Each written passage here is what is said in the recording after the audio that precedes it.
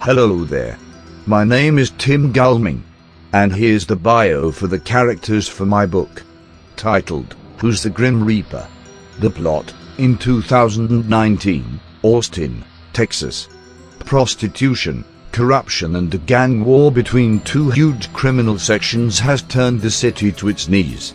Fighting for full control over the city. Non-corrupted cops, innocent bystanders lying dead on the streets every day.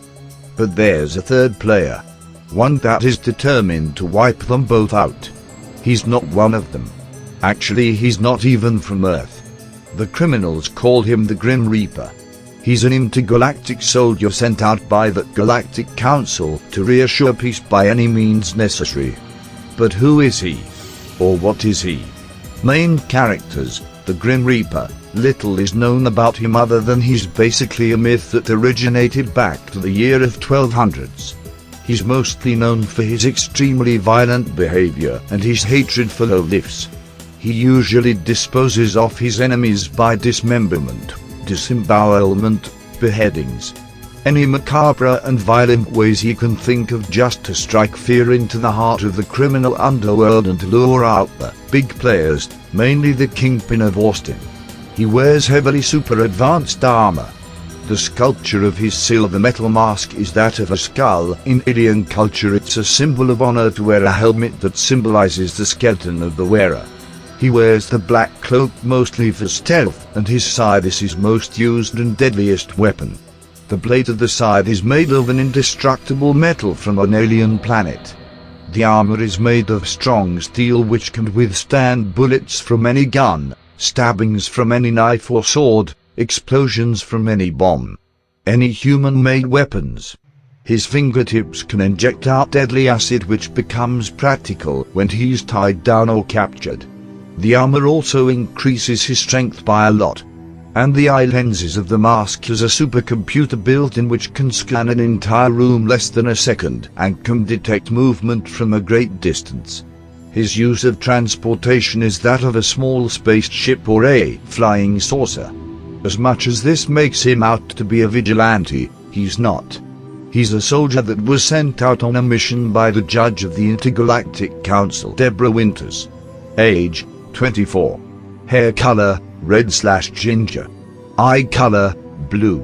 Height: 173 centimeters. Weight: 54 kilograms. Race: Caucasian. She was born and raised in a small suburban town called Highland Village in Houston. She's a beautiful and attractive red-headed girl with a tomboyish take-no-shit attitude. Despite her being tough, she's also very friendly to those who are friendly back. She's always hopeful and kind. At a very young age she lost her mother, Jenna, in a horrific event and was raised now by her widower father who was a police chief, her brother Brian and her uncle Fred. Although she suffered a horrible loss, she found peace when being with her newly friend Matthew Hayes. As they grew up together they started to share a very strong bond only few had. Later they both befriended a guy named Pete. Pete was overweight and was an easy target for bullies like Ben, a high school bully. Pete was always fascinated by aliens from outer space and the unknown. Both Matt and her played along with him since they didn't judge his passion, even if it was outlandish. Deborah always wanted to become a singer. It was a long passion of hers. When she became a teenager she began to pursue a career for singing, until her brother was murdered by a psychotic gang, and the mysterious disappearance of her friend Matt left her all alone. Pete left with his girlfriend, Sherry, to pursue his dreams of becoming a radio host of a radio channel that dedicates in aliens and the unknown. She later changed her mind about pursuing a music career and later applied at the police academy. Somehow it made her feel more whole and to make sure nothing horrible like the death of her brother occurs to someone else.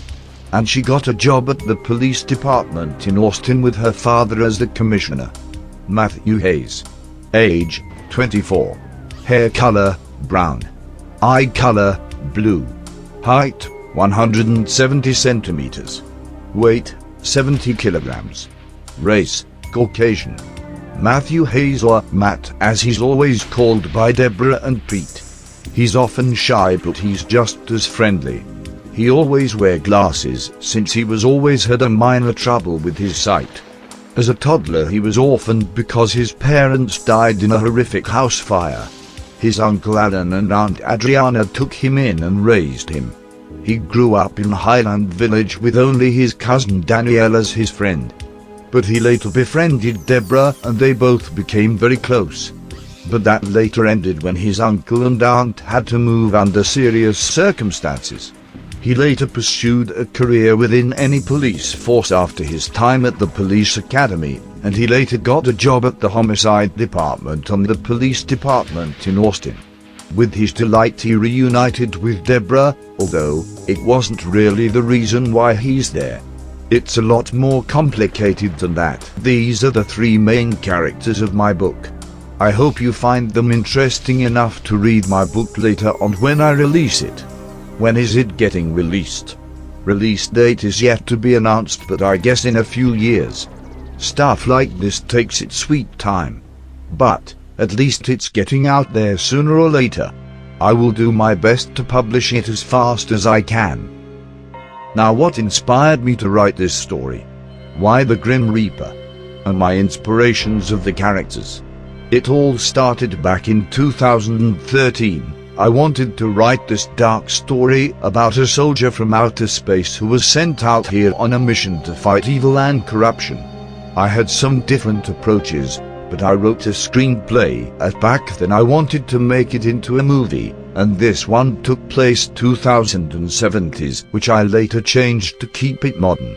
It still took place in Austin. I chose Austin because New York had been overused in movies, so it would be refreshing with a smaller city. Austin, the way I picture it in this screenplay and in my book, it ain't accurate to real-life Austin. But it's meant to be a what-if scenario or a satire of a criminal underworld. Austin in my screenplay and my book is heavily corrupted. Crime is flooding the streets. A city ruled by outlaws and lowlives. Most of the cops are bought by the big guy, the kingpin of Austin, the main villain of my book. And he was the main villain in my screenplay as well.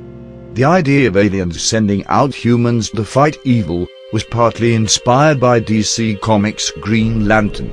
I always found that idea really fascinating, and it helped me to shape the Intergalactic Council. But unlike GL, the Grim Reaper kills and does whatever it takes to stop his enemies. The way I picture the Grim Reaper killing is like how Jason Voorhees killed his victims. Brutal but yet satisfying. But the Grim Reaper does not kill innocent people like Jason. But you get my point. Batman had some influences with the Grim Reaper character. But it's not the reason I chose this dark character. Everyone's scared of one thing. Death. I know some say they aren't. But inside of them they know they're terrified. No one knows what happens after death. And the Grim Reaper is the symbol of death. Symbol of the greatest fear of all. That's why his outfit looks like the Grim Reaper, because it symbolizes the man behind the mask as well. I will not reveal who it is. You will have to read the book to find out. Also, how I picture the Grim Reaper is that he's as stealthy and deadly as the Xenomorph from the Alien franchise. Also some Predator inspirations in there too. Something from outer space with super advanced weapons and hunt the most evilest human to gut. For Deborah, however, she's different. She is the opposite of the Grim Reaper. She's kind and all that. She has a presence wherever she is. She's maybe beautiful and attractive, hopeful and all that, but she also has her own dark side. I won't reveal much, but she's the main character for a reason. And there's a reason why the Grim Reaper trusts her out of most. Deborah was originally a brunette, but I later changed it because I have other brunettes in my other books. And I always wanted to write a red-headed woman. Also, I knew of a red-headed girl once. I more like had a crush on her. That was one of the main reasons why I made her a redhead. Also, there's not enough red-headed characters these days. and I have always had a weak spot for redheads. Lol. Jean Grey from the X-Men comics was a big influence how I wanted to approach Deborah. Jean Grey is a very good character and very underrated these days. The Dark Phoenix saga is one of the best written material to date. As for her other inspirations, Mary Jane Watson was a minor inspiration, and also Ellen Ripley from the Alien series. Deborah isn't afraid to bark orders and save others and kick us if she must. Like Ellen Ripley. I loved writing Deborah. She's my favorite female character to write in my books. As for Matt, I can't reveal too much, but creating him was a great deal and was a thing that had to be done to make sense of it all. His character is complicated. As a good thing. Matt ain't there for self-goals or anything. He's there for a reason. Deborah especially knows why. I enjoyed writing him a lot. Just as much as Deborah. The name Matt was a name I wanted for him to have. Daredevil was a big inspiration of mine. And the character of Matt Murdock have always been one of my favorite comic book characters. So it was it. Thank you for listening. I hope you enjoyed it. See ya. Have a good day or night, depends on your time zone. Bye.